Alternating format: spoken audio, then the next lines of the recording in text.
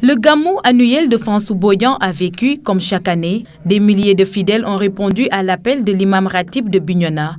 Ce fut un moment de communion, de prière, mais aussi de plaidoirie en faveur de l'éducation des enfants pour mettre en terme la radicalisation. Il faut mieux éduquer son enfant pour lui éviter le gouffre du radicalisme que d'entreprendre la tâche la plus incertaine de la déradicalisation car le mal est déjà là.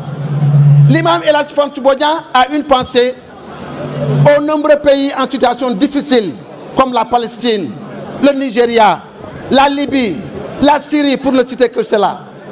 Nous mesurons à sa juste valeur tous les efforts que vous déployez, chacun dans son domaine, pour la réussite de ce gamou.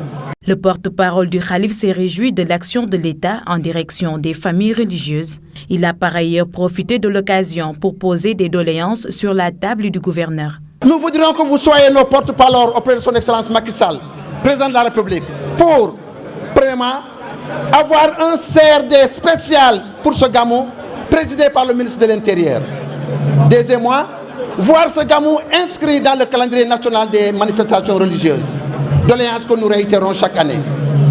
Troisièmement, ouvrir et construire des collèges et un lycée franco-arabe pour permettre aux élèves des classes et écoles franco-arabes de poursuivre leur cursus scolaire.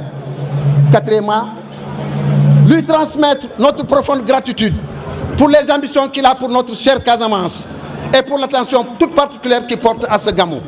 Par son ampleur, le gamou de Fansou-Boyan est devenu un des événements religieux les plus importants dans la région de Ziguinchor. Celui de cette année n'a pas dérogé à la règle, avec des milliers de fidèles qui ont pris part à cette veillée de prière qui célèbre la naissance du prophète. Paix et salut sur lui.